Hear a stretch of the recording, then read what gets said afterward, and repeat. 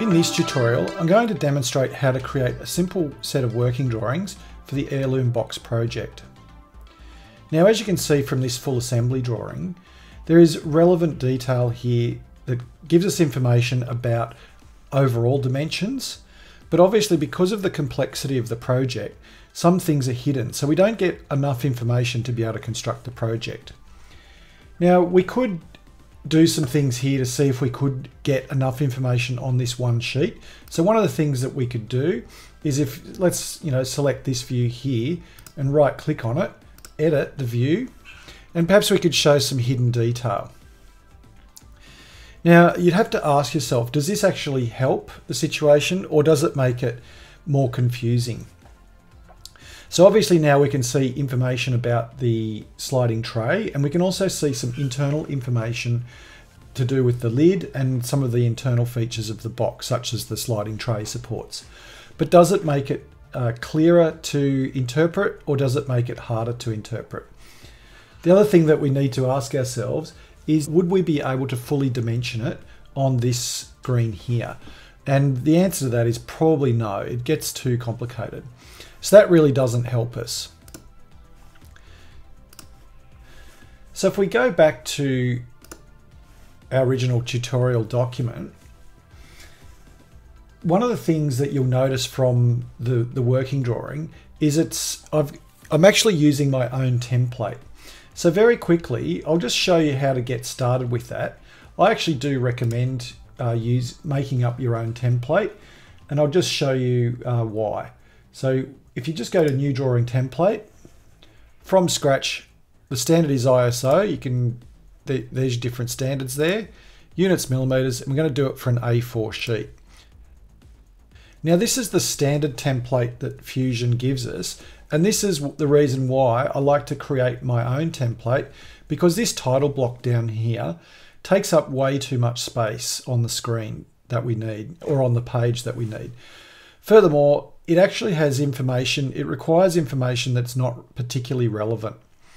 So if you select title block and then just sort of in some of the white space inside, right click and then go new title block. And what we want is we want one from scratch. And we can just give it a name, so and then OK.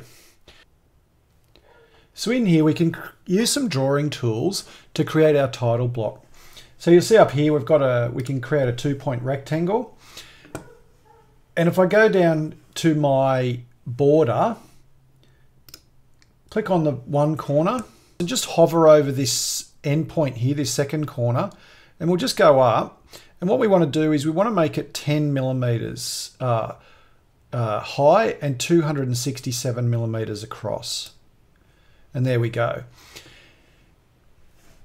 Now, if I just press escape, you'll just see up here that we've got a few settings up here with, we can show our border, which is quite useful. We can show our layout grid, which is also quite useful. And snap to grid is something that we may find useful at some times and need to turn off at other times. Okay, so then basically the only other thing that you'll do in here to create a title block is you'll need to create a series of vertical dividing lines. And you can see there's a line there. Now, for example, you may find that you might need to move the placement of those lines to get everything fitting together properly. So I'll come in really close and just show you a few little tips and tricks there.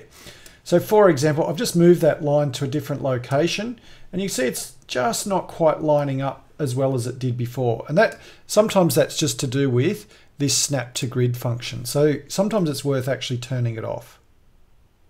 So for example, if I wanted my line right there, you can see by turning snap to grid off, I can get it exactly where I want.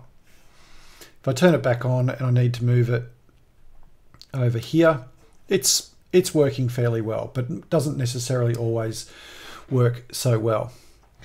Okay, so basically I've shown you pretty much the basics of what you need to create your title block. The only other thing that you need to do is, if I go back to my drawing, you just need to bring in a third angle projection symbol in, which you can download off the internet, and you can just use the insert image function to bring it in. And you'll need to scale it and all that sort of thing. But in any case, I'm going to shut this down. Won't save it. We'll go back to our drawing, and one of the things I've realized here is I actually haven't saved it or given it a name yet, so I probably should do that.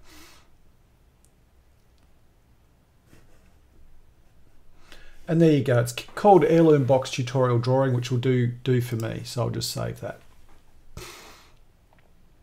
Going back to, actually before we go back to our original drawing, if you want to add more sheets to this drawing, so the next one I'm going to add is actually one where I'm going to show you how to do a detail drawing for the lid, and then I'm going to ask you to go off and do a detail drawing for the sliding tray. Now you can add them quickly down here, but there's a lot of features or choices that you don't get to generate doing it this way. So we're going to go back to our tutorial drawing here and then go new drawing from design. And we've got to change a few settings up here. So we're going to go to select, and I'm going just to select the lid assembly. So that's all I want. So in terms of, are we going to create a new drawing? No, we're going to add it to this one. We'll create a new sheet. A4, OK. Now the first thing we want to do is change our scale because we were using 1:2. And I'll bring this down here. Then I want to project it.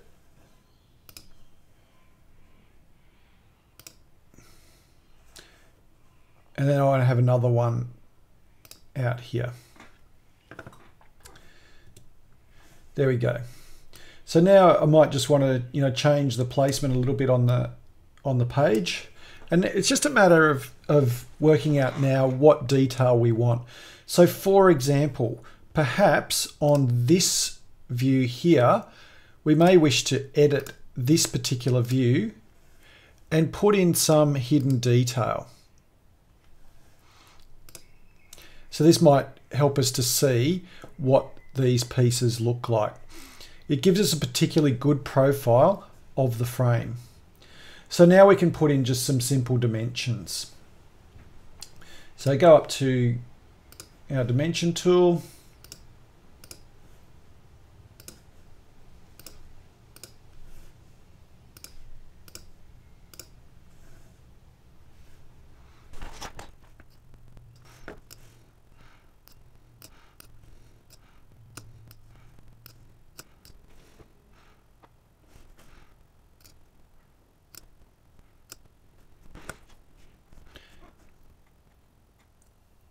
Now it's always good after a while just to go back and have a look and reflect on, does this give you enough information to construct this piece?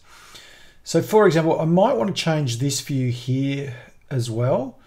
So if I just press escape, so I'm not dimensioning anymore. So I'll just select it, right click, edit view, and maybe just change that so we've got some detail on it. Now you can see what it does. It does it up here as well. Now it's only added a little bit of extra detail up here, but what you can do, so if we close that, we can actually go back to this view here, right click, edit, and we can actually bring it back to something more simple where it doesn't change the parent view down here. And that might give us the information, because the one piece of information that we were missing, so if I use my dimension tool again, was actually this dimension in here. So I know that the insert for the lid is 180 by 90. The other final thing that I don't know about that, I could probably work it out from inference, is the thickness of that material. Now, I could do, I'll just demonstrate one thing here. I could put a dimension on here and put it here. It's not best practice to have dimensions sitting in between views. Generally, AS 1100 prefers to have dimensions sitting outside views. So what I could do is I could move this in a little bit and perhaps move. It's just a matter of getting things working right. Maybe if I move that to there and I'll move it out a little bit, and then I can put another dimension in here. But you can see that I'm actually now using the different tools, like the actual dimension editing tools, to get things sort of, you know, spaced nicely on the page. To finish this off, we just need to put the information down here, and you can see that I've moved ahead a little bit, but it's just it's simple as using the text tool, and I just find it easier just to put the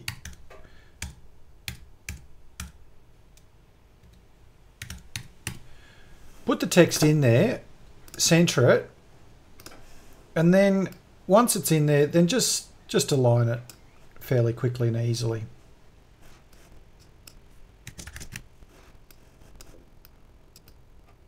Moving forwards, I want you to basically do exactly the same here also for the sliding tray. So that will be drawing 3, and then see from that if you've got enough information to build the box.